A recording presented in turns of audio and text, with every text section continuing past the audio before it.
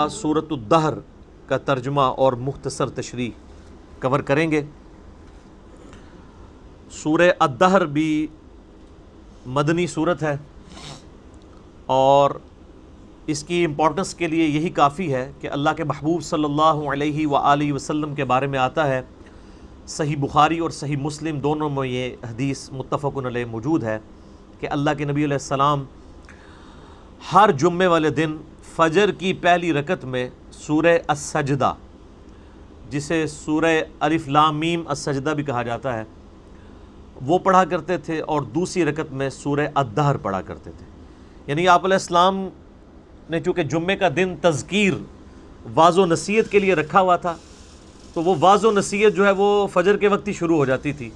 فجر کی پہلی رکعت میں سورہ السجدہ بڑی ہی جامع ترین صورت ہے، خصوصاً تذکیر کے حوالے سے، فکر آخرت کے حوالے سے۔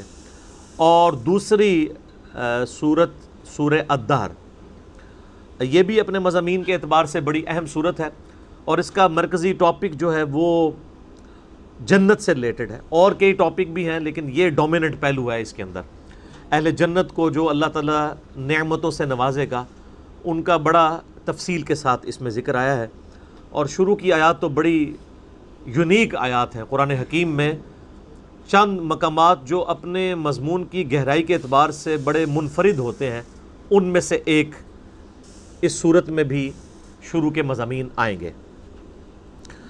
اپنے مصحف سامنے رکھ لیجئے۔ اعوذ باللہ من الشیطان الرجیم، بسم اللہ الرحمن الرحیم۔ هل اتى على الانسان حین من الدہر لم یکن شیئا مذکورا۔ بے شک انسان پہ زمانے میں ایسا وقت بھی گزرا ہے جب کہ وہ کوئی قابل ذکر شے نہ تھا۔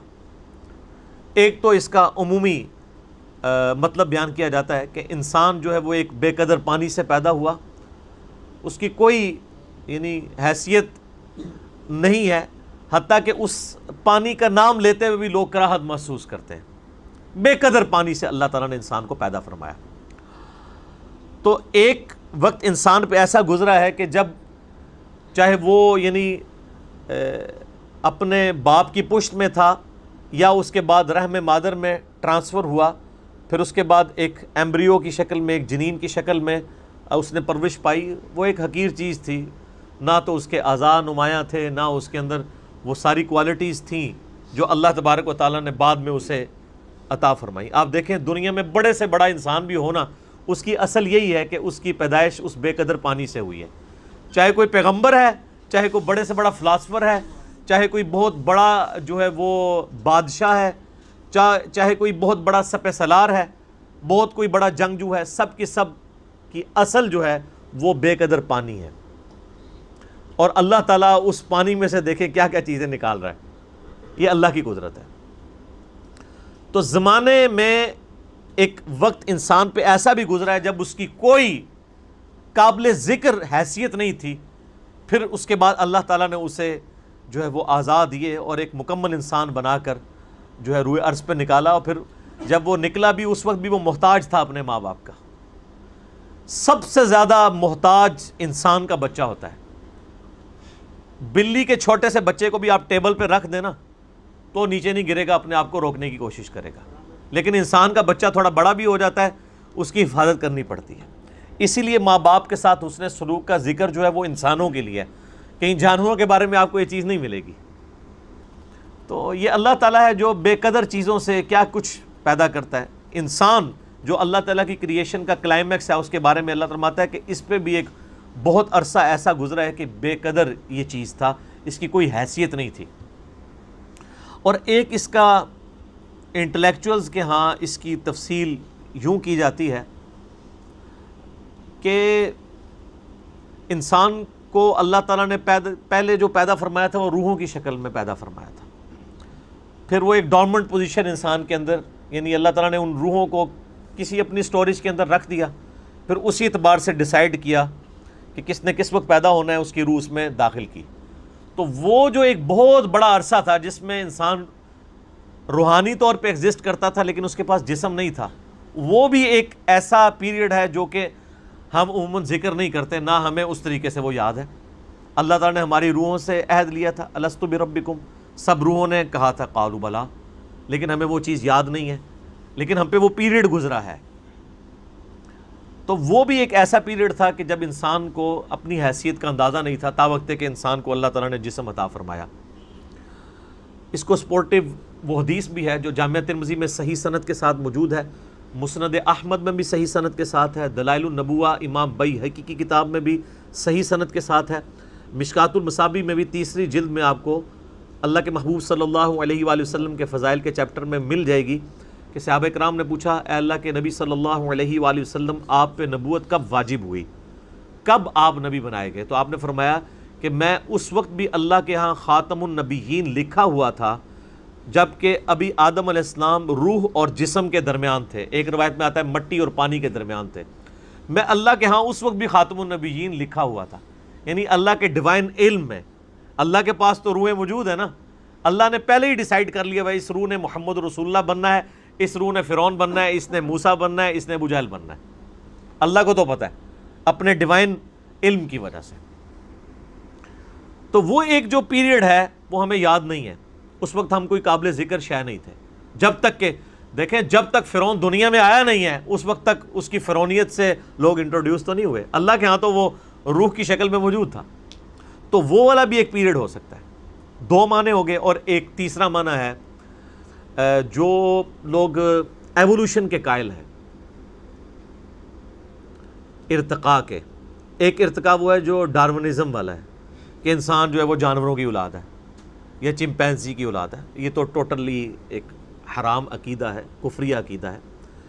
مسلمانوں کے ہاں بھی ارتقاء اس حوالے سے پایا جاتا ہے، میرا اس کے اوپر یوٹیوب پہ کلپ بھی ہے، بخاری اور مسلم کی متفق علیہ حدیث ہے کہ نبی علیہ السلام نے فرمایا کہ جب آدم علیہ السلام کو اللہ تعالیٰ نے پیدا فرمایا تو ان کا قد جو ہے وہ 60 ہاتھ تھا، پھر آہستہ آہستہ قد کم ہوتے چلے گئے۔ تو اتنی ایوولوشن تو نبی علیہ السلام بھی بیان فرما رہے ہیں کہ تبدیلی انسانوں کے اندر آئی ہے۔ اب جو لوگ قرآن پاک سے اس ایوولوشن کو، جو ڈارون کی ایوولوشن نہیں ہے بلکہ جو کتاب و سنت میں فٹ ان بیٹھتی ہے، جس طرح کہ سورہ آل عمران میں بھی آتا ہے کہ ہم نے حضرت آدم علیہ السلام کو چن لیا، اور اسی طریقے سے سیدنا عمران کے بارے میں آتا ہے ان کی اولاد کو ان کو چن لیا، یعنی نبوت کے لیے۔ تو وہ کہتے ہیں آدم علیہ السلام کو بھی اللہ نے چنا ہے۔ تو چناؤ اسی وقت ہوتا ہے جب ایک سے زیادہ آدم ایگزسٹ کرتے ہوں، ان میں سے کسی ایک کو چن کے اللہ تعالیٰ نے ہمارا جد امجد بنا دیا اور اس کو ایسا سلیکٹ کیا کہ اس سے آگے نسل چلائی۔ تو وہ بھی ان آیات سے، یہ میں آپ کو اسکول آف تھاٹ بتا رہا ہوں، میں یہ نہیں کہہ رہا کہ یہ عقیدہ ہے، جو ایگریڈ اپان عقائد ہیں وہ تو پہلے دو ہی ہیں، لیکن یہ بھی جو لوگ ان معاملات میں قائل ہیں وہ اس سے لیتے ہیں کہ انسان پہ ایک بہت بڑا پیریڈ ایسا بھی گزرا ہے جب تک کہ وہ اللہ تعالیٰ نے آدم علیہ السلام کو اس طریقے سے ایوالو نہیں کیا تھا۔ انسان تو آباد تھے دنیا میں، لیکن انہی میں سے پھر ایک کو چنا خاص طور پہ، حضرت آدم علیہ السلام کو، ان میں اپنی روح پھونکی۔ پہلے ایک زندگی تو تھی، آپ دیکھیں جانوروں میں بھی زندگی ہے لیکن روح نہیں ہے، بندر کے اندر روح نہیں ہے، زندگی ہے۔ یہ روح جو ہے یہ اللہ تعالیٰ نے انسان کی خصوصیت بنائی ہے، وَنَفَخْتُ فِيهِ مِن رُوحِي، جب میں اس میں اپنی روح پھونک دوں پھر تم سجدے میں گر پڑنا۔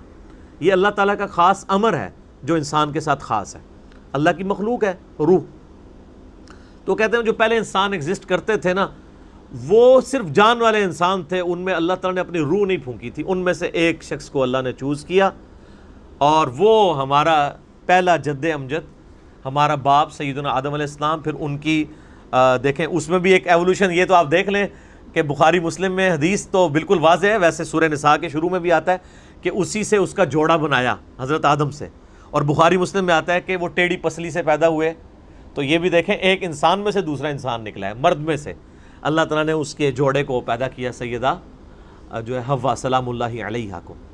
تو جو لوگ اس ایوولوشن کو مانتے ہیں، جو یعنی ڈارون والی نہیں بلکہ اللہ کو آپ جب بھی کسی معاملے میں داخل کر لیں تو وہ پھر چیز کے اوپر آپ کفر کا فتویٰ تو نہیں لگا سکتے۔ اللہ چاہے تو یہ معاملات کر سکتا ہے کہ انسانوں میں سے ایک انسان کو چوز کیا اور اس کو اس کے اندر اپنی روح پھونکی۔ تو وہ کہتے ہیں وہ جو پہلا انسانیت کا ایک پیریڈ تھا، بہت بڑا پیریڈ، جس میں کئی انسان آباد تھے، تو وہ قابل ذکر نہیں تھے. قابل ذکر انسان اس وقت ہوا ہے کہ جب ان میں سے آدم کو چنا, اس میں اپنی روح پھونکی, اور پھر اس سے سارا سلسلہ شروع ہوا, اور فرشتوں کو مجبور کیا اس کے علم کی وجہ سے جو اللہ نے آدم علیہ السلام کو دیا تھا کہ وہ اس کو سجدہ کریں. تو وہ کہتے ہیں وہ جو لانگ پیریڈ آف ٹائم گزرا ہے نا انسانوں پہ, یہ اس کی طرف بھی اشارہ ہو سکتا ہے. اب یہ متشابہات ہو جائیں گے پھر یہ والے معنی, کیونکہ آج ہمیں سائنس یہ بتا رہی ہے کہ لاکھوں سال پرانے ڈھانچے بھی انسانوں کے ملے ہیں, جبکہ ہمیں جو ریلیجس اسکول آف تھاٹ سے, چاہے وہ مسلمانوں میں ہو یا کرسچنز یا یہودیوں کو آپ دیکھیں, تو ہمیں اوورال جو انسانی تاریخ کا پتہ چلتا ہے نا تورات کی روشنی میں, وہ 10,000 سال سے زیادہ نہیں ہے. ہم حضرت ابراہیم علیہ السلام کا بھی جب ذکر کرتے ہیں تو مسلمانوں کے ہاں یہ رناؤڈ ہے کہ آلموسٹ 5,000 سال پہلے حضرت ابراہیم علیہ السلام اس دنیا میں تشریف لائے تھے. نبی علیہ السلام والی تو خیر ایک مضبوط جو ہے ہمارے پاس ہسٹری سیف ہے, آلموسٹ 1400 سال پہلے, اور ان سے تقریباً 500 سال پہلے عیسیٰ علیہ السلام, وہ تو ہمیں بخاری میں حدیث بھی ملتی ہے. عبداللہ ابن سلام کہتے ہیں کہ نبی علیہ السلام اور عیسیٰ علیہ السلام کے درمیان تقریباً یہ جو فترت کا پیریڈ ہے یہ 600 سال کا ہے. وہ اس وقت تو تقریباً ہی بات ہوتی تھی, وہ 571 بنتا ہے. تو اس سے پہلے حضرت موسیٰ علیہ السلام کے بارے میں ہمیں تورات سے جو قرائن سے پتہ چلتا ہے کہ وہ تقریباً 1400 سال قبل از مسیح حضرت موسیٰ علیہ السلام کا دور بنتا ہے. تو اس طرح نون جو ہمارے پاس تاریخ ہے اس میں تو 10,000 سال سے پرانی تاریخ نہیں ملتی, اور یہ اکثر لوگ اعتراض بھی اس حوالے سے کر رہے ہوتے ہیں ریلیجن کے اوپر کہ بھی ریلیجن تو بتاتا ہے کہ جی انسان کی اس روئے ارض پہ جو زندگی ہے وہ 10,000 سال سے زیادہ پرانی نہیں ہے, جبکہ آج ہمیں جو ہے وہ کاربن ڈیٹنگ کے ذریعے ہم پرانے ڈھانچوں کی ڈیٹس بھی نکال سکتے ہیں کہ یہ کتنی پرانی تھی. تو وہ تو لاکھوں سال پرانے انسانی ڈھانچے بھی اس روئے ارض میں فاسلز کی فارم میں ملے ہیں. تو پھر وہ کون سے انسان تھے؟ تو پھر وہ لوگ جو اس آیت سے دلیل پکڑتے ہیں ایوولوشن کی, اور وہ یہ کہتے ہیں کہ وہ جو انسان آباد تھے وہ قابل ذکر انسان نہیں تھے جب تک کہ ان میں سے حضرت آدم کو نہیں چن لیا گیا. اور حضرت آدم کے چننے کا ذکر بھی سورہ آل عمران میں کہ ہم نے آدم کو چن لیا. تو وہ جو دوسرے لوگ ہیں وہ کہتے ہیں چنا کس میں سے؟ چنا اسی وقت جاتا ہے جب ایک سے زیادہ آدم موجود تھے. یہ میں آپ کو, اور یہ وہ یعنی پوائنٹ آف ویو ہے جو ڈاکٹر سراج صاحب رحمہ اللہ تعالیٰ بھی اس کے قائل تھے. تو یہ رائے سے کوئی اختلاف رائے رکھ سکتا ہے, یہ کوئی پیٹ نہیں ہے, لیکن چونکہ ان آیات سے لوگ سہارا لیتے ہیں اس لیے میں نے اس چیز کو یہاں پہ ایڈریس کرنا ضروری سمجھا. وَلَقَدْ خَلَقْنَاكُمْ, اور بے شک ہم نے تمہیں پیدا کیا, ثُمَّ صَوَّرْنَاكُمْ, اور پھر تمہیں ہم نے تمہارا تسویہ کیا, خاص شکل و صورت ہم نے تمہیں دی.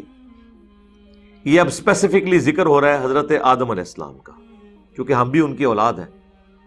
تو جب آدم علیہ السلام کا ذکر ہوتا ہے گویا پوری انسانیت کو بتایا جا رہا ہے کہ تمہیں ہم نے پیدا کیا, کیونکہ تمہارے باپ کو ہم نے پیدا کیا.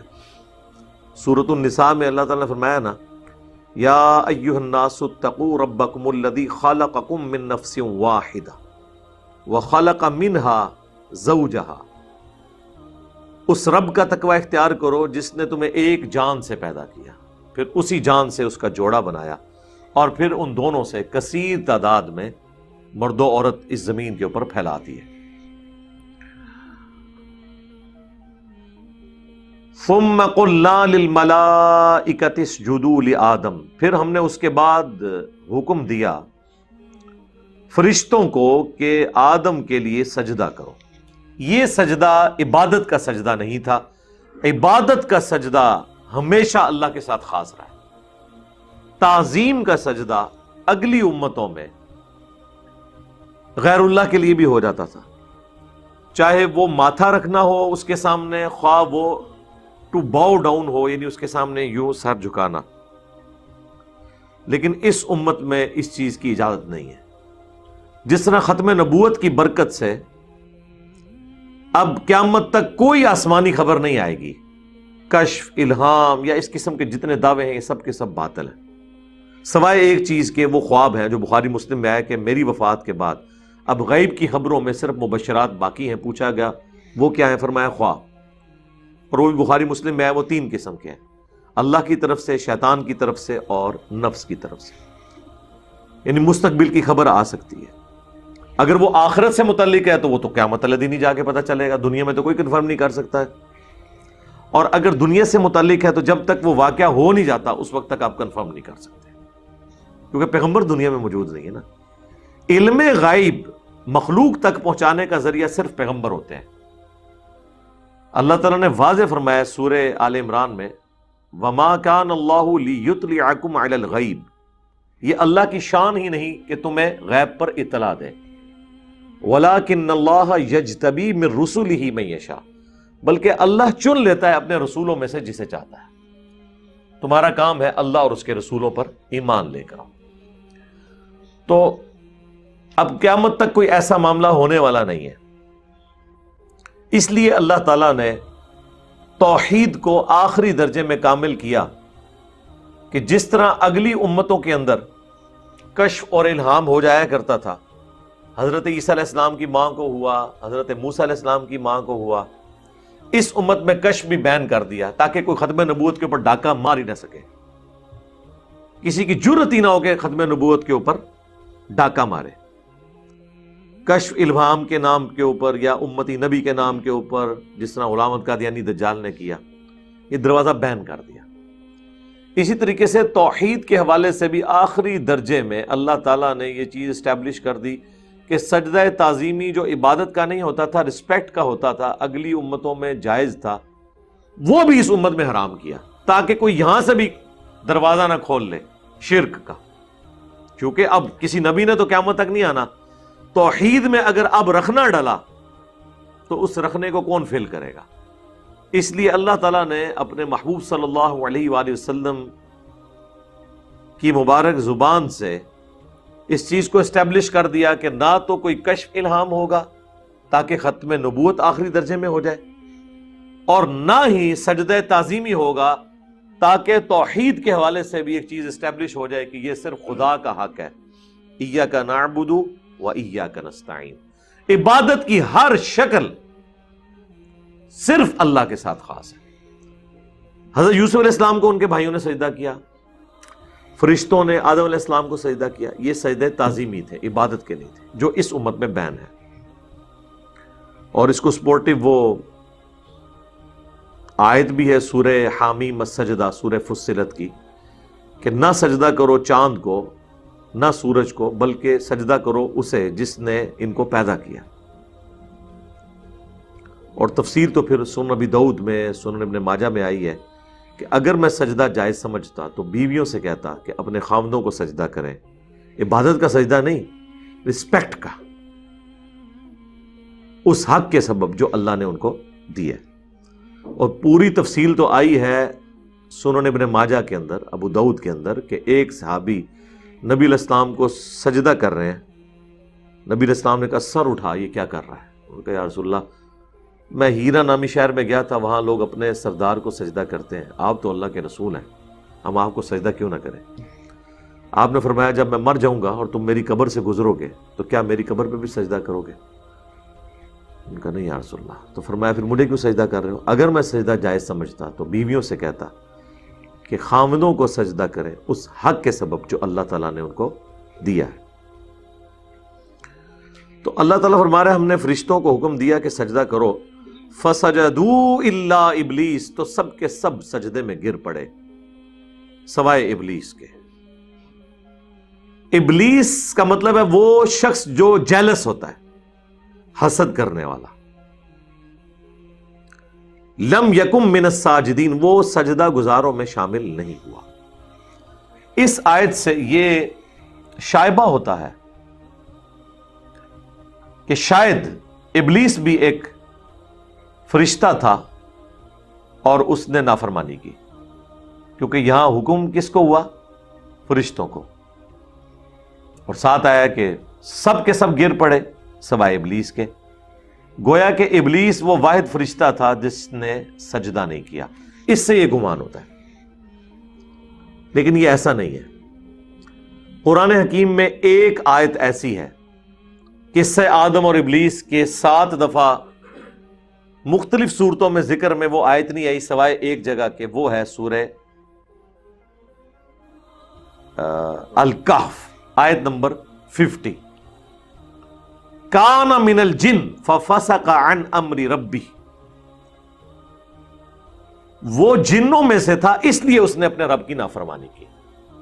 کیونکہ قرآن حکیم میں کئی جگہ آیا، سورہ التحریم میں آیا کہ فرشتے اللہ کی حکم کی خلاف ورزی نہیں کرتے، اور سورۃ النساء میں آیا کہ اگر قرآن اللہ کے سوا کسی اور ہستی کی طرف سے ہوتا تو تم اس میں اختلاف کثیر پاتے.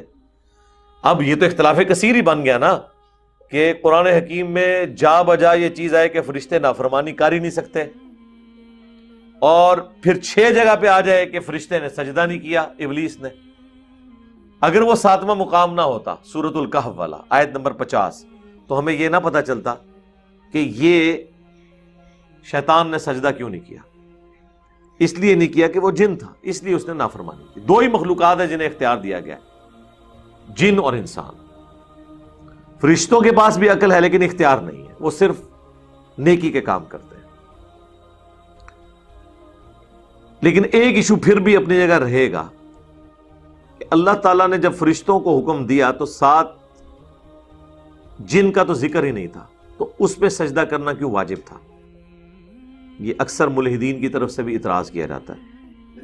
اسی کے اوپر میرے پچھلے دنوں ایک ویڈیو بھی، مجلس 144 جو آخری مجلس ہوئی ہماری، اس کے بعد پبلک سیشن شروع ہو گئے تھے، تو اس میں نے اس کو تفصیل کے ساتھ ریکارڈ کروایا تھا کہ اس کی ریزن کیا ہے کہ دنیا میں بھی تغلیب کا قاعدہ چلتا ہے. عربی زبان میں تو ہے، قرآن میں اکثر صیغے جو ہیں وہ مردوں سے خطاب کے ہیں، لیکن اس میں عورتیں بھی شامل ہیں. عربی زبان میں چونکہ ڈومیننٹ مرد کا صیغہ استعمال ہوتا ہے، عورتیں اس میں شامل ہوتی ہیں. آج کی دنیا میں بھی اگر ایک ایسی کلاس ہے جس میں 50 اسٹوڈنٹس میں سے 49 میل ہیں اور 1 فیمیل، اور کلاس کا ریپریزنٹیٹو کلاس میں جب ٹیچر انٹر ہو اور وہ کہے بوائز اسٹینڈ اپ، تو اس کا یہ مطلب نہیں ہوگا کہ وہ جو اکیلی لڑکی ہے اس نے استقبال میں کھڑے نہیں ہونا، وہ ڈومیننٹ صیغہ بولے گا نا. تو اس تغلیب کے قاعدے کے تحت فرشتوں میں اس وقت جن بھی شامل تھا، جس کا نام عزازیل آیا ہے اسرائیلی روایتوں کے اندر. عزازیل اللہ کا بندہ تو اللہ کا تھا لیکن نافرمانی کی، اور وہ نافرمانی کی اس نے جیلس ہو کے انسان سے حسد کیا، اسی لیے اس کا نام ہی ابلیس پڑ گیا. اور تیسری بات اس کو سپورٹیو جو ہو سکتی ہے وہ یہ ہے کہ آگے ہی چل کے آئے گا کہ اللہ تعالیٰ نے اس کی نافرمانی کا سبب بھی اس سے پوچھا ہے، تو اس نے کلیریفائی کیا ہے کہ میں نے سجدہ کیوں نہیں کیا. اس نے آگے سے یہ نہیں کہا کہ یا اللہ مجھے تو حکم ہی نہیں تھا، یہ تو حکم صرف فرشتوں کا تھا اور میں تو فرشتہ نہیں ہوں. ویسے مولوی ہونا اسی قسم کی چیزیں نکال لیں بیچ میں سے، ٹھیک. اور مولویوں تواڈے نال تے شیطان بہتر نکلیا اس مسئلے اوور آل نہیں پھر نہ کہنا فتویٰ لاتا ہے اس مسئلے میں کہ اس نے کوئی جھوٹا ایکسکیوز نہیں دیا، ورنہ وہ کہہ سکتا تھا کہ اللہ تو نے تو فرشتوں کو حکم دیا ہے، میں تو بیچ میں شامل ہی نہیں ہوں. اسے بھی یہ بات پتا تھی کہ یہ جنرل حکم ہو رہا ہے، تو میں فرشتوں کے ساتھ ہونے کی وجہ سے اگرچہ میں جن ہوں لیکن میں اس کیٹیگری میں فال کرتا ہوں. قال ما منعك الا تسجد اذ امرتك، اللہ نے فرمایا تجھے کس چیز نے منع کیا کہ تو سجدہ نہ کرے جبکہ میں نے تجھے حکم دیا تھا. تو اب اس کے بعد تو ہونا چاہیے تھا کہ وہ کہتا کہ یا اللہ مجھے تو حکم ہی نہیں تھا. یا وہ صوفیاء کہتے ہیں کہ جی دیکھیں جی جو یہ بڑی توحید کی باتیں کرتے ہیں نا، تو شیطان تو ان سے بڑا موحد تھا، اس نے بھی کہا تھا کہ میں نے نبی کو سجدہ نہیں کرنا، تجھے سجدہ کرنا ہے. تو سرکار یہ بھی کوئی نہیں قرآن میں لکھا ہوا. انہیں نبی دی تعظیم نہیں کی تھی جی، انہیں نبی کی تعظیم سیکنڈری چیز ہے، اس نے اللہ کا حکم نہیں مانا. آپ پیغمبروں کو اللہ کی شناخت کا ذریعہ بنانے کی بجائے اللہ کو پیغمبروں کا محتاج کرنا چاہتے ہیں. کیا اللہ اپنے پیغمبروں کا محتاج ہے؟ اللہ تو کسی کا بھی محتاج نہیں. میں آپ کو ایک سمپل سی بات کروں، ہمارے ایمان کا تو لیول ہی کوئی نہیں. کوئی شخص ہمیں آ کے یہ کہے نا کہ دین آپ کا محتاج ہے یا اسلام آپ کا محتاج ہے یا اللہ اپنی دعوت پہنچانے میں آپ کا محتاج ہے، تو ہمارے ہاتھ پاؤں بھول جائیں گے کہ یہ کیا کفر بک رہے ہو، توبہ کرو. حالانکہ بک رہا وہ ہوگا، ڈر ہمیں لگ جائے گا کہ چونکہ ہمیں تختہ مشق بنایا جا رہا ہے.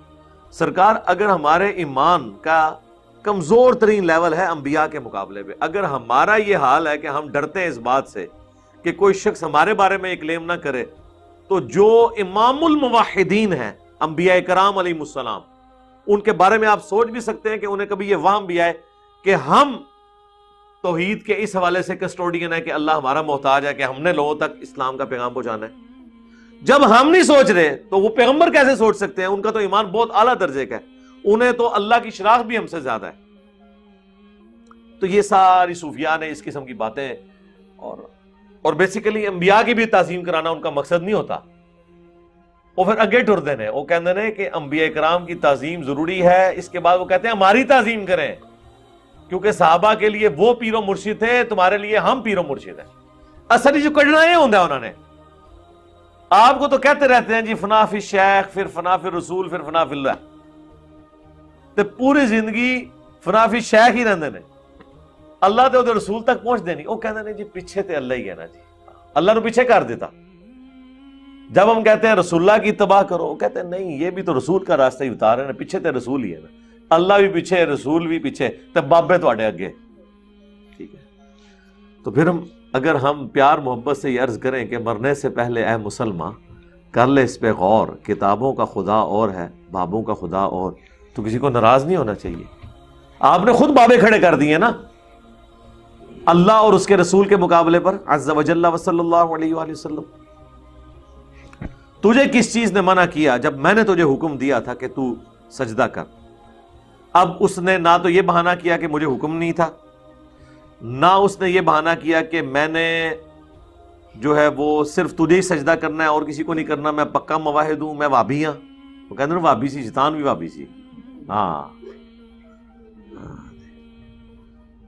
قال انا خیر من، وہ کہنے لگا میں اس سے بہتر ہوں،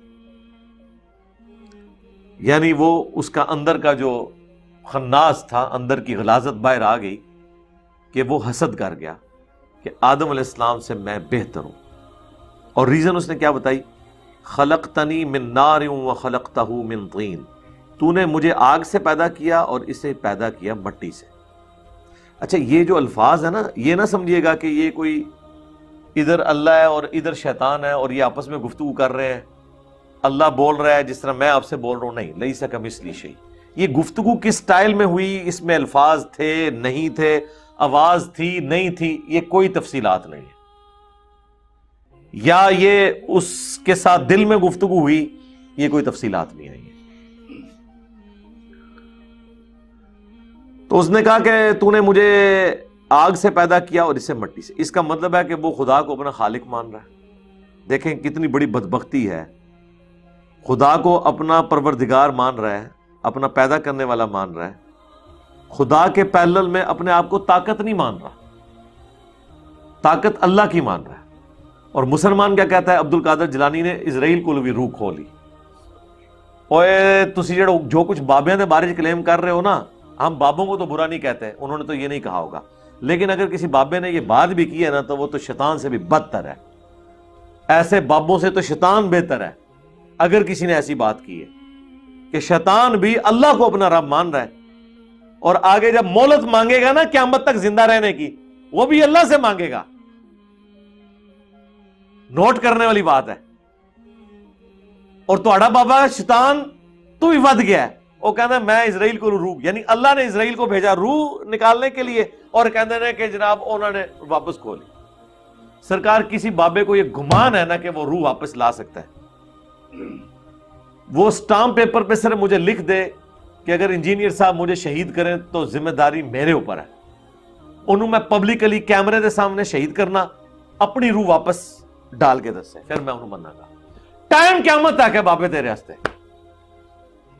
اور یہ سارے مانیں گے نہیں، اپنے آپ کو کوئی نہیں زندہ کر سکتا، کہانیاں بنائی ہیں۔ ہاں، پیغمبر کو معجزہ مل سکتا ہے جس طرح حضرت عیسیٰ علیہ السلام کو ملا، کیونکہ اللہ نے پیغمبروں کو منوانا ہوتا ہے، پیغمبروں کے بعد کسی کو منوانا نہیں ہوتا، وہ سارے کے سارے صرف دعوت دینے والے ہوتے ہیں۔ تو اس نے کہا کہ تو نے مجھے آگ سے پیدا کیا اور اس سے مٹی سے، یعنی وہ یہ کہنا چاہ رہا تھا کہ آگ مٹی سے بہتر ہے۔ کسی حد تک یہ بات درست بھی ہو سکتی ہے، لیکن مکمل طور پہ یہ بات درست نہیں ہے۔ اس کی وجہ یہ ہے کہ اگرچہ آگ میں کئی ایسی کوالٹیز ہیں جو مٹی کے اندر موجود نہیں ہیں، لیکن مٹی میں کئی ایسی کوالٹیز ہیں جو آگ میں نہیں ہیں۔ سب سے بڑی کوالٹی جو انسانیت اور پورے کے پورے جاندار کا نظام پلانٹ ارتھ پہ مٹی کی وجہ سے چل رہا ہے۔ مٹی میں آپ ایک بے قدر بیج بوتے ہیں، وہ 6 ارب گنا بڑا درخت بن جاتا ہے۔ ایک دانہ گندم کا بوتے ہیں، اس سے کتنے سٹے نکلتے ہیں، ہر سٹے کے اندر کتنے دانے ہوتے ہیں۔ آگ میں کبھی دانہ پھینکیں اور اس میں سے کوئی چیز اگا کے بتائیں۔ باقی یہ چیز ہے کہ آگ جو ہے وہ بعض اوقات مٹی کی بھی ضرورت ہے، اینٹ پکانے کے لیے ہمیں آگ کی ضرورت پڑتی ہے۔ مٹی جو چیزیں تیار کرتی ہے گندم کی شکل میں، اس گندم کو روٹی تک پہنچنے کے لیے آگ کی محتاجی ہے۔ یہ نہیں ہو سکتا کہ آپ آٹا جو ہے وہ مٹی میں پھینکیں اور وہ روٹی بن کے تیار ہو جائے، نہیں، اس آٹے میں آپ پانی ڈالیں گے، گوندیں گے، پھر اس کی روٹی پکائیں گے کس کے اوپر؟ آگ کے اوپر۔ تو ہر چیز کو اللہ نے خوبیاں بھی دی ہیں اور کمزوریاں بھی دی ہیں، ورنہ تو مختلف چیزوں کی ضرورت ہی نہ پڑتی۔ ہر شے میں اللہ تعالیٰ نے کوئی نہ کوئی خوبی رکھی، لیکن اوورآل اللہ تعالیٰ نے انسان کو اشرف المخلوقات بنایا۔ لقد خلقنا الانسان فی احسن تقویم۔ اور اس کا ثبوت نہ صرف یہ آیت ہے بلکہ یہ بھی کہ اللہ تعالیٰ نے اپنی سب سے محبوب ترین ہستی اس کائنات میں، اس کے لیے جس جنس کو چوز کیا، جس اسپیشی کو چوز کیا، وہ انسان ہے۔ کون؟ امام اعظم محمد رسول اللہ صلی اللہ علیہ وآلہ وسلم۔ اگر اللہ تعالیٰ کو انسان سے بڑھ کر کوئی مخلوق پسند ہوتی یا اللہ کے نزدیک وہ عزت اور اکرام والی ہوتی تو یقیناً نبی صلی اللہ علیہ وآلہ وسلم اس مخلوق میں، اس سپیشی میں پیدا ہوتے۔ لیکن تمام سپیشیز میں سے اللہ کی سب سے احسن ترین مخلوق، بشرطے کہ وہ اللہ کی مان لے، وہ انسان ہی ہے۔ فرشتے سے بہتر ہے انسان بننا، مگر اس میں لگتی ہے محنت زیادہ، یہ بات ہے۔ اور میں اس پہ اکثر کہتا ہوں کہ اگر حضرت جبرائیل علیہ السلام بھی مجھ سے کہیں کہ تم اپنا ایمان مجھے دو اور میرا ایمان لے لو، تو میں ان کے ساتھ اپنا ایمان ایکسچینج نہ کروں، اگرچہ جبرائیل کا مرتبہ ہم سے زیادہ ہے۔ یاد رکھیے گا، انسان صرف ان فرشتوں سے افضل ہیں جو پیغمبر نہیں ہیں۔ جو فرشتوں میں پیغمبر ہے نا، کوئی انسان ان کے برابر نہیں ہو سکتا، یہ ذہن میں رکھیے گا۔ وہ بڑے بڑے 4 پیغمبر کون سے ہیں؟ جبرائیل، میکائیل، اسرافیل اور ملک الموت، جسے ہم اسرائیل بھی کہتے ہیں۔ یہ 4 فرشتوں کے پیغمبر ہیں۔ پلانٹ ارتھ پہ سوائے پیغمبروں کے کوئی شخص بھی، چاہے وہ کتنا ہی بڑا ولی ہو، صحابی ہو، سیدنا ابوبکر سے لے کے آخری انسان تک یا اگلی امتوں میں بھی، وہ فرشتوں کے پیغمبروں سے افضل نہیں ہو سکتا۔ اس کے باوجود کہ حضرت جبرائیل کا مرتبہ ہم سے زیادہ ہے، میں کبھی اپنا ایمان ان سے ایکسچینج نہ کروں، کیونکہ جبرائیل نے خدا کو مانا ہے تو خدا کی مرضی سے، اگر ہم نے خدا کو مانا ہے تو اپنی مرضی سے، کیونکہ اللہ نے مجھے اختیار دیا ہے۔ یہ وہ چیز ہے جو انسان کو فرشتوں سے ممتاز کرتی ہے۔ فرشتے تو آپ کی خدمت میں لگے ہوئے ہیں سرکار۔ اللہ تعالیٰ نے بارش کے اوپر، ہواؤں پہ، پہاڑوں پہ فرشتے مقرر کیے ہوئے ہیں، کس کے لیے؟ انسان کی خدمت کے لیے۔ انسان کے لیے ساری مخلوقات اللہ تعالیٰ نے بنائی ہے، پوری کائنات انسان کے لیے بنائی ہے، اور انسان کو اللہ نے اپنے لیے بنایا۔ وما خلقت الجن والانس الا لیعبدون۔ تو یہ جو انسان کے پاس اختیار ہے نا کہ اپنی مرضی سے اپنے رب کو چوز کرتا ہے، یہ وہ اختیار ہے جو فرشتوں کے پاس نہیں ہے۔ یہ بہت بڑی چیز ہے اگر انسان اپنی اہمیت کو سمجھ لے۔ اب ہونا تو چاہیے تھا کہ اللہ کا حکم ہے، وہ یہ آرگومنٹ ہی نہ دیتا کہ آگ بہتر ہے یا مٹی۔ آگ بہتر بھی ہوتی، تب بھی اللہ نے جب حکم دیا تو باقی ساری چیزیں ختم ہوگی۔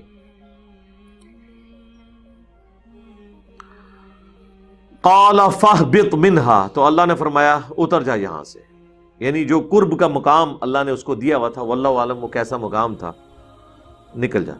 فما یکون لک ان تتکبر فیہا، تیرے لیے ہرگز یہ مناسب نہیں کہ تو اب غرور کرے یہاں رہتے ہوئے، یعنی تو اللہ کا نافرمان، کوئی بادشاہ بھی اپنے کسی نافرمان وزیر کو اپنے پاس نہیں رہنے دیتا، تجھے یہ شائع ہی نہیں ہے کہ اب تو تکبر کے ساتھ اللہ کے حضور وہ قرب حاصل کر سکے۔ اللہ اکبر، انک من الصاغرین، بے شک تو ذلیلوں میں شامل ہو گیا۔ کیوں ذلیلوں میں شامل ہوا ہے جی؟ اللہ کی نافرمانی کر کے؟ مجھے بتائیں، اگر کوئی اللہ کی نافرمانی کرے تو اللہ اسے کہتا ہے تو فارغ آج کے بعد۔ آپ مولویوں کو فارغ کیوں نہیں کرتے ہیں جب یہ قرآن و سنت کے خلاف آپ کو باتیں بتاتے ہیں؟ ان کا منصب بھی کھینچے نا، انہیں ممبروں سے نیچے کیوں نہیں اتارتے؟ اللہ نے تو اتار کے پرے پھینکا اسے کہ تو نے میری نافرمانی کی، آج کے بعد تجھے شائع ہی نہیں ہے کہ تو اس جگہ پہ رہے۔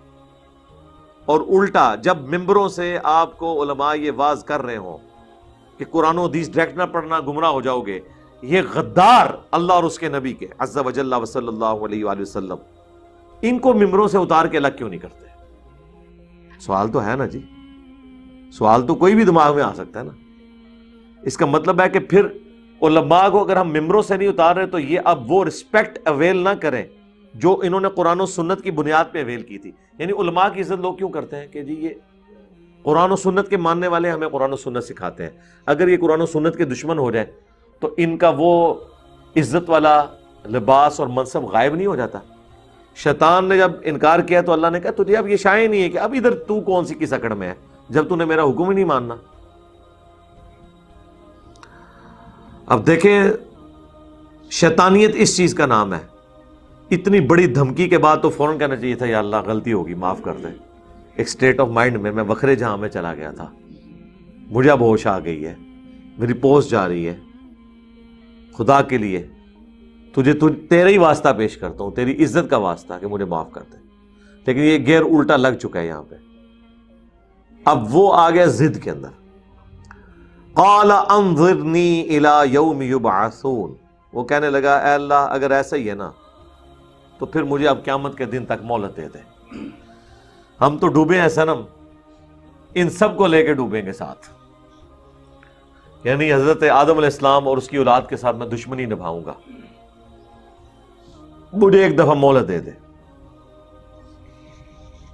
قال انک من المنظرین، اللہ نے فرمایا ٹھیک ہے، گرانٹڈ، تمہیں بھی مہلت ہم نے دے دی۔ قال فبما اغویتنی، وہ کہنے لگا اے اللہ جس طرح تو نے مجھے اغوا کر دیا، مجھے گمراہ کر دیا۔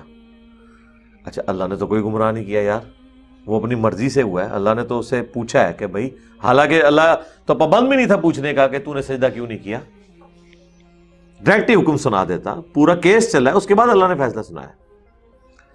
بیسیکلی وہ یہ کہنا چاہ رہا تھا کہ نہ تو مجھے اس آزمائش میں ڈالتا، ہاں کہ آدم علیہ السلام کو تو نے پیدا کر کے مجھے آزمائش میں ڈالا نا کہ میں اسے سجدہ کروں، اگر یہ تو نے نہ کیا ہوتا تو نہ میں مردود ہوتا۔ ٹھیک ہے، اس لیے بعض لوگوں کو ہم کہتے ہیں نا آئے آپ کو بخاری مسلم سے نماز کا طریقہ دکھاتے ہیں، وہ کہتے ہیں نہیں دیکھ لیا تو پھر سنت کے مطابق رفع الیدین سے نماز پڑھنی پڑے گی۔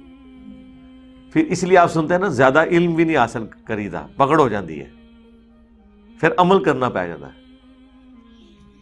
اور دوسری طرف کہتے ہیں جی علم دین حاصل کرنا ہر مسلمان مرد و عورت پہ فرض ہے۔ کوئی ایک گل کرو، ایک ٹکٹ اتنے مزے،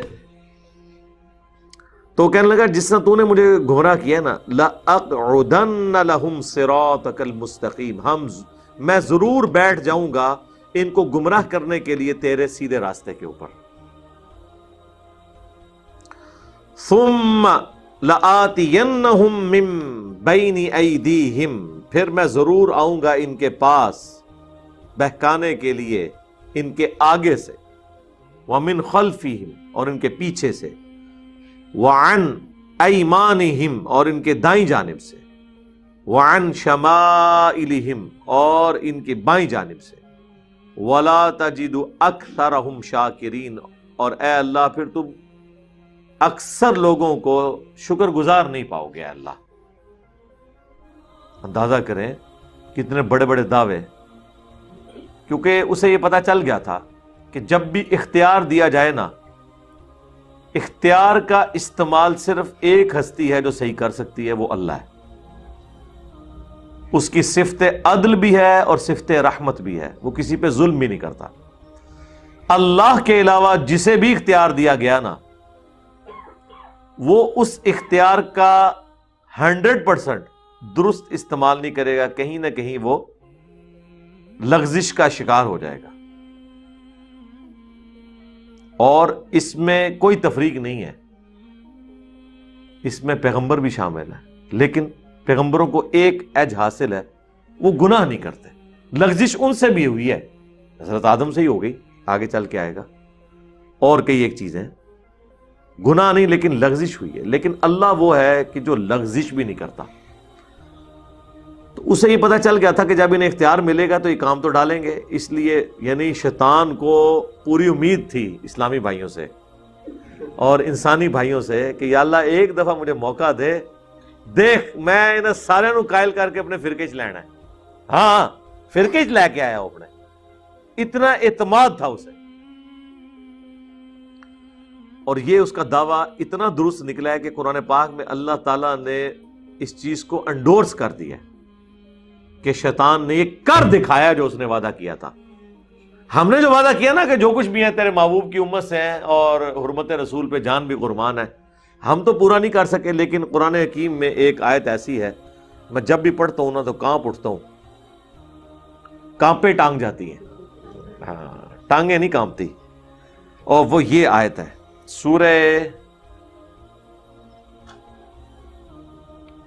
سورہ سبا، آیت نمبر ہے 20۔ وَلَقَدْ صَدَّقَ عَلَيْهِمْ إِبْلِيسُ ظَنَّهُ، اور بے شک سچا کر دکھایا ابلیس نے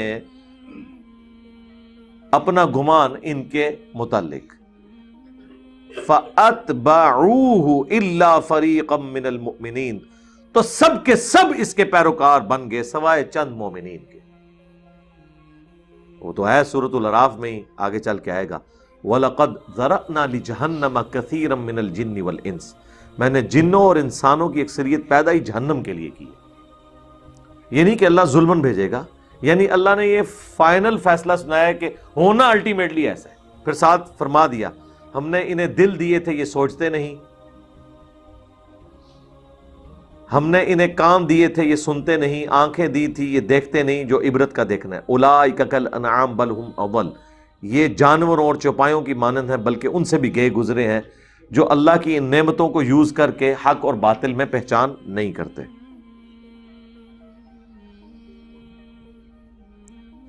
تو اللہ تعالیٰ فرماتا ہے جو شیطان نے اپنا وعدہ کیا تھا نا وہ پورا کر دکھایا ہے۔ شیطان نے اپنا کام کرتا ہے، بندے نے نہیں اپنا کام کرتا، دیکھ لو فرق۔ اور ایک اور چیز بھی پتہ چلی کہ شیطان وہ ہوتا ہے جو اپنی غلطی کی جسٹیفیکیشن دیتا ہے، اور آدم وہ ہوتا ہے جو اپنی غلطی کو مان لیتا ہے۔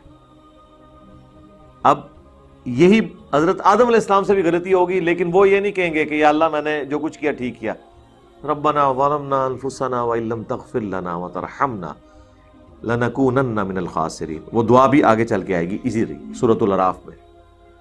تو یہ شیطان اور آدمی میں فرق ہے، شیطانیت اور آدمیت میں فرق ہے۔ تو سورہ سبا میں اللہ تعالیٰ فرماتا ہے کہ شیطان نے وہ اپنا گمان سچ کر دکھایا۔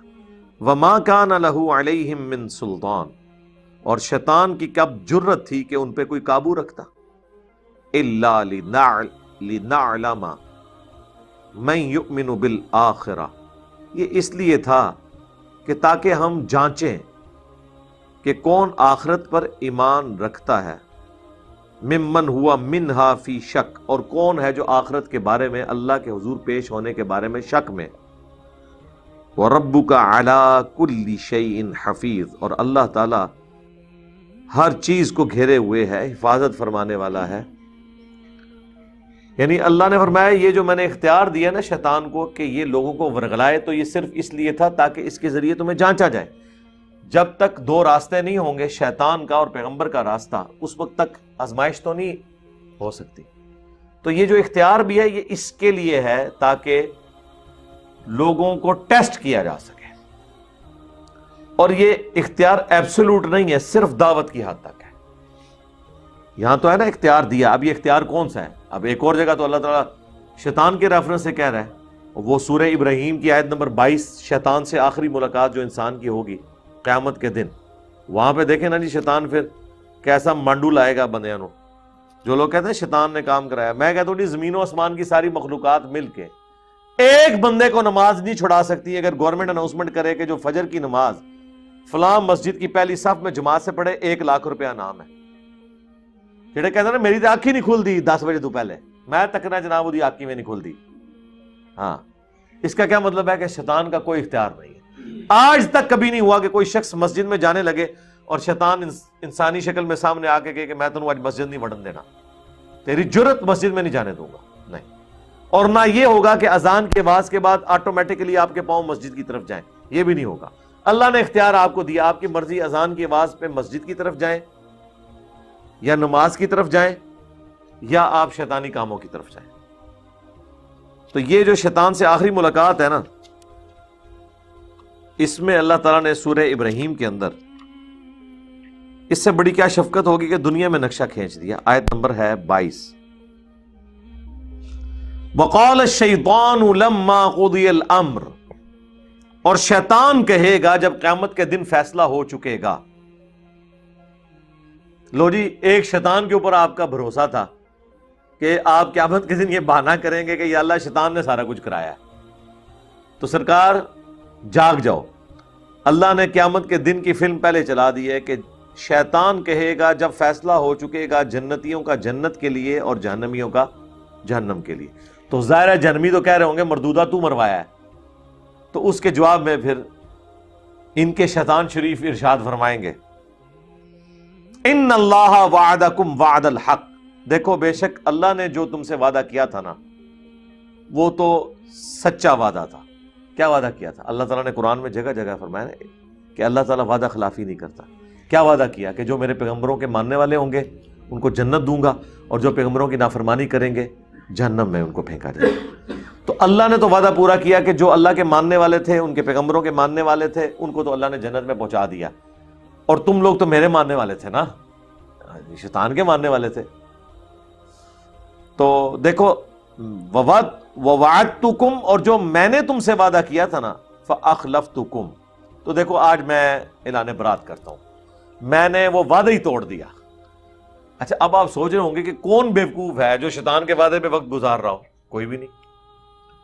شیطان کا وعدہ ہے دھوکے کا، جو اللہ تعالیٰ فرماتا ہے نا کہ ان الشیطان لکم عدو فاتخذوہ عدوا، بے شک شیطان تمہارا کھلا دشمن ہے، اسے تم بھی دشمن سمجھو۔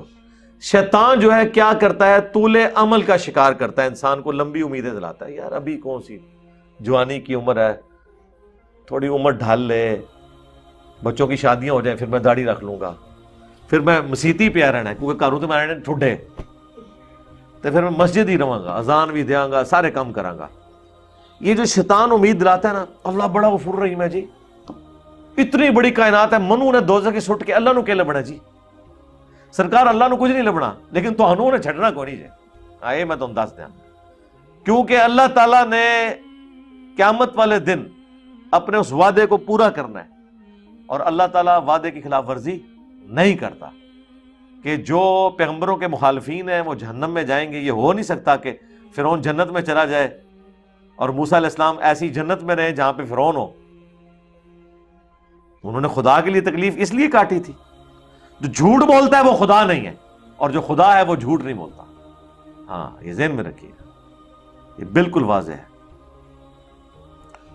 تو شیطان سے جو امیدیں لگائے بیٹھے ہوئے ہیں نا، تو شیطان کہے گا کہ میں نے بھی دنیا میں تمہیں جو وعدہ دیا، وعدہ کیا دیا تھا؟ جو کچھ بھی ہے تیرے محبوب کی امت سے، یعنی ہم نے کوئی ٹھیک نہیں ہونا، نہ نماز پڑھنی ہے، اللہ بس محبوب کی نسبت کی وجہ سے چھوڑ دے۔ اور محبوب نے کبھی یہ بات نہیں کی تھی۔ محبوب کا حال تو یہ ہے کہ صحیح بخاری میں 2 جگہ یہ حدیث آئی ہے، خالد بن ولید کو ایک جگہ حضور نے بھیجا، غلط فہمی کی بنا پر انہوں نے کچھ قبیلوں کے کچھ لوگوں کو قتل کر دیا، جبکہ وہ اسلام بھی لے آئے تھے، لیکن ان بیچاروں کو لینگویج کا یوز نہیں آتا تھا۔ انہوں نے بجائے یہ کہنے کے کہ اسلمنا اسلمنا، ہم اسلام لے کر آئے، انہوں نے کہا ہم اپنے دین سے پھر گئے۔ مسلمانوں کو دیکھ کے انہوں نے کہا ہم اپنے دین سے پھر گئے، اور اس سے مراد خالد بن ولید نے یہ لی کہ یہ ہمارے دین سے پھرے ہیں، حالانکہ وہ کہہ رہے تھے کہ ہم بت پرستی کے دین سے پھر گئے۔ باقی صحابہ نے مخالفت کر کے ان کو روکا، لیکن پھر بھی کچھ بندے تو قتل ہو گئے۔ بخاری میں یہ حدیث 2 جگہ ہے، جب نبی علیہ السلام کو شکایت لگی آپ نے کہا 2 دفعہ فرمایا اے اللہ خالد کے اس عمل سے میں بری ہوں، یہ خود تجھے جواب دے ہوگا، میرا کوئی لینا دینا نہیں۔ یار جو ڈائریکٹ حضور کے لیے اتنی خدمتیں کر رہے تھے ان کو تو نبی علیہ السلام بینیفٹ دے دیتے نا کہ یار میری خاطر اس نے اتنی مشکلات اٹھائی ہیں جہاد میں، تو چلو تھوڑی بہت غلطی تو ہو جاتی ہے، جس طرح میں بھی آپ لوگوں کے کتنے بلنڈر معاف کرتا ہوں، 10 دفعہ چیزیں بتاتا ہوں، 10 دفعہ پھر وہی کام کرتے ہو، معاف کرتا ہوں نا، یہ نہیں کرتا کہ جی نکل جاؤ ادھروں۔ تو نبی علیہ السلام شفقت فرمانے والے ہیں، لیکن آپ نے 0 ٹالرنس شو کی ہے اللہ کے احکامات کے معاملے میں۔ کیوں؟ یہ دروازہ کھل جانا تھا، لوگوں نے کہنا تھا اچھا یار وہ تو بندہ مار کے بچ گیا سی تو حضور سانوں ہی بخشوا لین گے، اسی لیے آپ نے فرمایا، بخاری مسلم دونوں میں حدیث ہے، جب یہ آیت نازل ہوئی سورہ الشعراء کی کہ اے نبی اپنے قریبی رشتہ داروں کو ڈر سناؤ، تو نبی علیہ السلام نے اپنے ایک ایک رشتہ دار کو مخاطب کیا، اے نبی کے چچا عباس میرے مال سے جو لینا ہے لے لے، اگر اللہ نے تجھے پکڑ لیا میں تیرے کچھ کام نہیں آؤں گا۔ اے نبی کی پھوپھی صفیہ میرے مال سے جو لینا ہے لے لے، اگر اللہ نے تجھے پکڑ لیا میں تیرے کچھ کام نہیں آؤں گا۔ اے نبی کی بیٹی فاطمہ اگر اللہ نے تجھے پکڑ لیا میں تمہارے کچھ کام نہیں آؤں گا، میرے مال سے جو لینا ہے لے لو۔ انہوں نے تو نہیں کہا کہ یا رسول اللہ جو بھی ہے میں آپ کی بیٹی ہوں، آپ کی امت سے ہوں، یہ نہیں تھا۔ یہ بڑا خطرناک معاملہ جی۔ تو شیطان کہے گا میں نے تو خلاف ورزی کی جی، وما کان لی علیکم من سلطان، اور میرے پاس تمہارے اوپر کوئی زور تو نہیں تھا۔ اچھا یہ کیا ہوگا؟ ادھر لکھا ہوا ہے کہ اللہ تعالیٰ ہمارا ہم نے شیطان کو اختیار اس لیے دیا تاکہ آزمائیں، یہاں پہ شیطان یہ کہہ رہا ہے کہ مجھے تو کوئی سلطان ہے ہی نہیں تھی تم پہ، سیم لفظ سلطان ہے۔ یہاں پہ کلیئر ہو جائے گا کہ وہ والا جو سلطان جو دیا ہوا تھا وہ کیا تھا، الا ان دعوتکم، سوائے اس کے کہ میں صرف تمہیں دعوت دیتا تھا، اس سے زیادہ مجھے کوئی اختیار نہیں تھا۔ تو سر دعوت تو فرشتے بھی دے رہے تھے، صحیح مسلم میں حدیث ہے ہر انسان کے ساتھ ایک شیطان ہے اور ایک فرشتہ ہے، شیطان اسے برائی کی طرف بلاتا ہے جن، اور جو فرشتہ ہے نیکی کی طرف۔ ایک صحابی نے جرت کر کے پوچھا آپ کے ساتھ بھی؟ فرمایا میرے ساتھ بھی تھا، لیکن اللہ نے مجھے قدرت دی، میرے ساتھ جو شیطان تھا وہ بھی مسلمان ہو گیا، مجھے وہ نیکی کی طرف بلاتا ہے۔ یہ صرف پروٹوکول رسول اللہ کا ہے صلی اللہ علیہ وآلہ وسلم۔ تو میں نے تو صرف تمہیں دعوت دی تھی، فاستجبتم لی، تو تم نے میری دعوت قبول کر لی، فلا تلومونی، تو مت ملامت کر آج کے دن مجھے، نہ کیا کہ شیطان تیری وجہ سے مارے گئے، ٹھیک ہے؟ وَلُومُوا أَنفُسَكُمْ، اپنی جانوں کو ملامت کرو، یعنی اس کا میں پنجابی میں ترجمہ کرنا، منو نہ پیٹ، اپنی جان نو پیٹ، خزمہ نو کھا، میرا کوئی لینا دینا نہیں ہو۔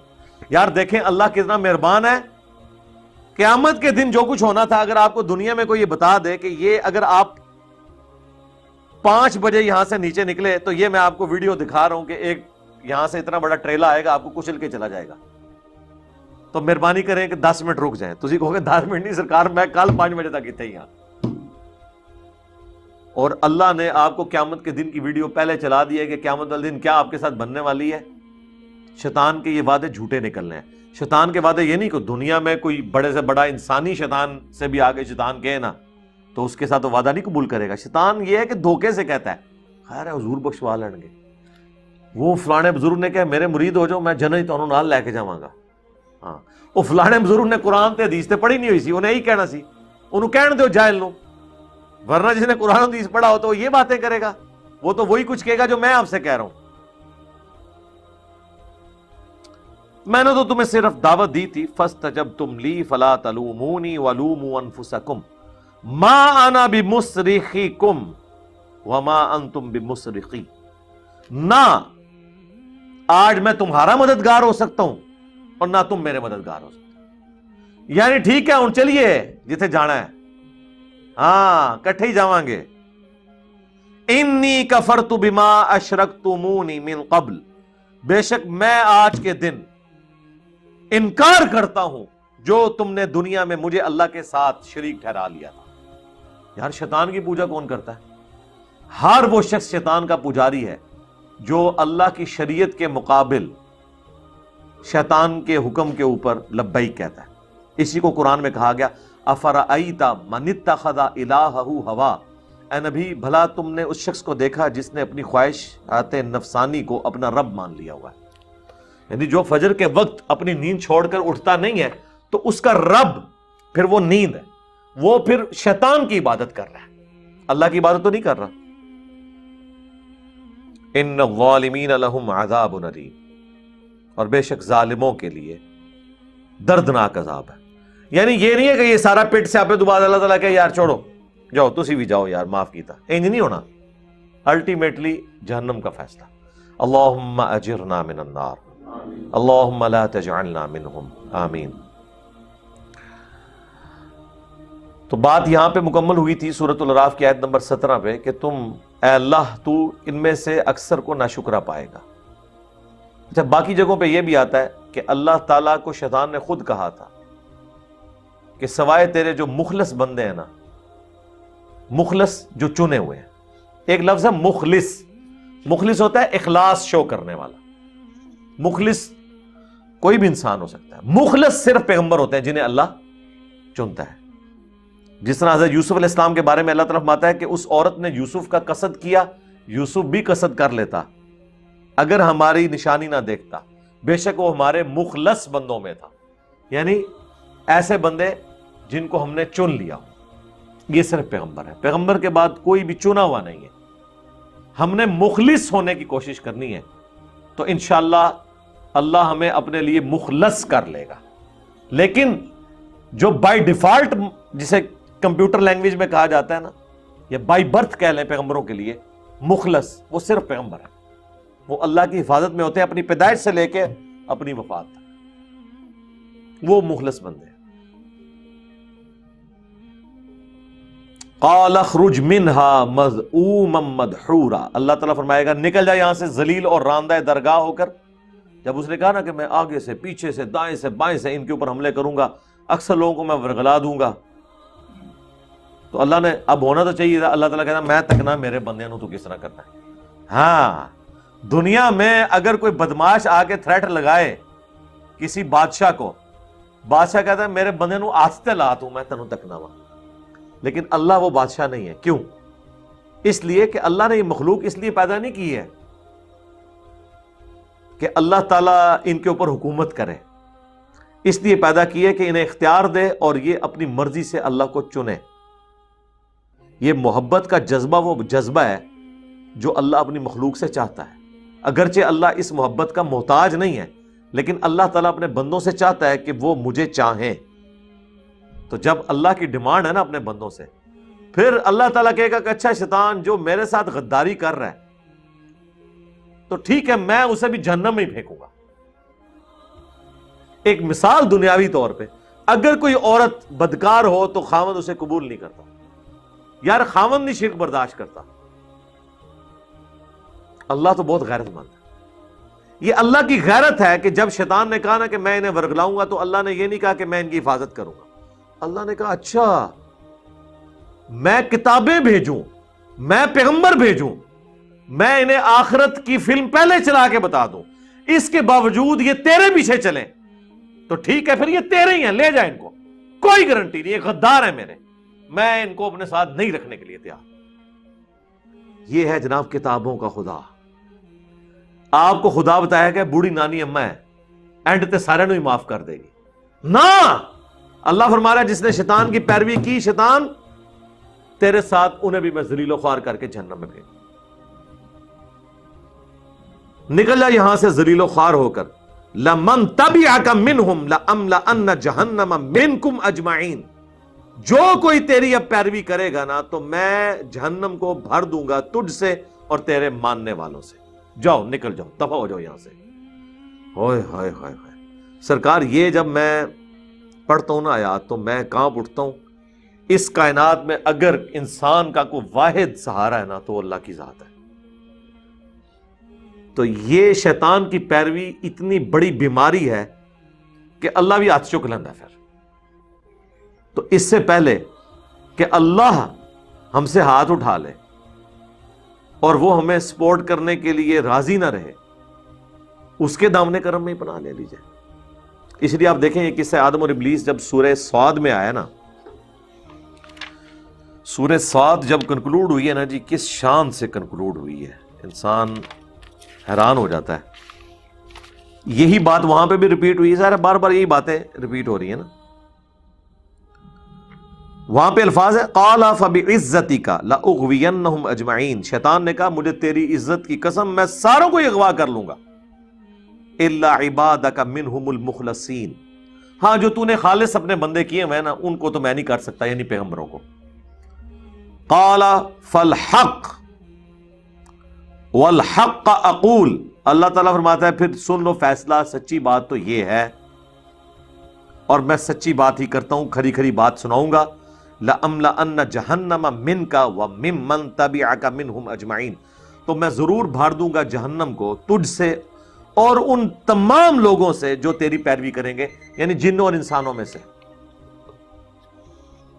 اس کے بعد پتہ کیا آیت آتی ہے وہاں پہ؟ یہ سورہ صاد کنکلوڈ ہو رہی ہے، 38 نمبر سورت۔ قل ما اسألکم علیہ من اجر، اے نبی تم انہیں فرما دو کہ میں اللہ کا تعارف کروانے کے عوض تم سے کوئی معاوضہ ڈیمانڈ نہیں کرتا۔ وما انا من المتکلفین، اور میں کوئی تکلف کرنے والا بھی نہیں ہوں، میں نے کھل ڈل کے بات بتا دی ہے، اللہ نے تہاڈی گارنٹی کو نہیں چل رہی ہوئی۔ ہاں یہ صرف شیخ عبد القادر جیلانی گارنٹی لے سکتے ہیں انورٹڈ کامرس میں کہ جی جو بھی میرا مرید ہے میں اتنے ہزار لے جاؤں گا۔ یہ ان کی طرف بھی جھوٹ ہے، منسوب ہے، ہم نہیں کہتے کہ عبد القادر جیلانی نے کہا ہوگا، اور یار یہ بات تو میں نہیں کرنے کے لیے تیار، تو اللہ کے نیک بندے یہ باتیں کیسے کر سکتے ہیں؟ لیکن انہوں نے ان کی طرف منسوب کیا ہوا ہے، تو جب آپ منسوب کریں گے پھر ہم کہیں گے جناب کوئی بھی ہے ہوتے شاہی کوئی نہیں۔ اور یہ ابن عباس کا فتویٰ ہے، صحیح مسلم میں مقدمے میں موجود ہے۔ ابن عباس نے جب مولا علی کی وفات شہادت کے بعد ان کے فتوے منگوائے نا، تو کچھ غالیوں نے ان کے فتوے چینج کر دیے تھے۔ ابن عباس نے کہا اللہ کی قسم یہ مولا علی کے فتوے نہیں ہیں، اللہ کی قسم اگر علی نے یہ فیصلے کیے ہوتے تو وہ بھی گمراہ ہو گیا تھا۔ لوگوں نے کہا نہیں ان کے انہوں نے کہا اگر علی کا بھی فیصلہ ہے، یہ گمراہ کون فیصلے ہیں، یہ قرآن و سنت کے خلاف ہیں، وہ ٹیمپر ہو گئے ہوئے تھے نا۔ تو ابن عباس نے دیکھے کتنا ان کو کانفیڈنس تھا، انہوں نے کہا یہ حضرت علی یہ بات کر نہیں سکتے، اور بالفرض اگر علی نے بھی کیا تو وہ بھی گمراہ ہو گیا تھا۔ تو سرکار اگر مولا علی کے بارے میں ابن عباس یہ بات کر رہے ہیں تو تواڈے عبد القادر جیلانی تے تواڈے بایزید بستامی تے تواڈے جنید بغدادی تے شاہی کوئی نہیں۔ کیا بات کر دی ابن عباس نے کہ اگر علی نے بھی یہ بات کی ہو تو وہ بھی گمراہ ہو گیا تھا۔ اچھا بات یہاں پہ آ رہی ہے کہ میں تکلف نہیں کر رہا، کھلی ڈلی میں نے بات بتا دی ہے، نبی ان سے فرما دو کہ یہ نہیں تم نے کہنا کہ جو کچھ بھی ہے تیرے محبوب کی امت سے، بتا دو ان کو ان ہوا الا ذکر للعالمین، یہ تو نہیں قرآن اور نبی الاسلام خود نصیحت، یہ تو نہیں ہے مگر نصیحت تمام جہان والوں کے لیے۔ وَلَتَعْلَمُنَّ نَبَأَهُ بَعْدَ حِينٍ، اور ان قریب انہیں یہ خبر ہو جائے گی، یہ جو کچھ دھمکیاں لگائی جا رہی ہیں یہ پوری ہو کے رہنی ہے۔ یہ اللہ کی رحمت ہے کہ اس نے ہمیں پہلے ہی بتا دیا۔ چھڈ مالک تے ڈورا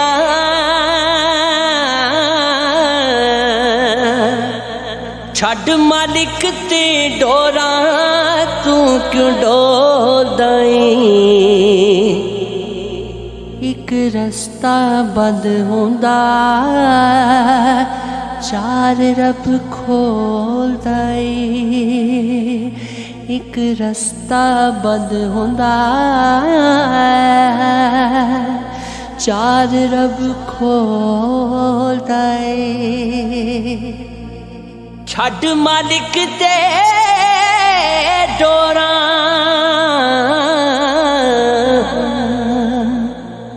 او دے وی سکدا اے، او کھو وی سکدا اے،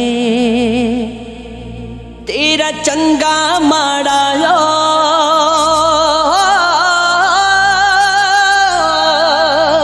تیرا چنگا ماڑا لو تکڑی وچ تولدا اے، ایک ਇੱਕ ਰਸਤਾ ਬੰਦ ਹੁੰਦਾ ਚਾਰ ਰੱਬ ਖੋਲਦਾ ਏ ਰੇ ਇੱਕ ਰਸਤਾ ਬੰਦ ਹੁੰਦਾ ਚਾਰ ਰੱਬ ਖੋਲਦਾ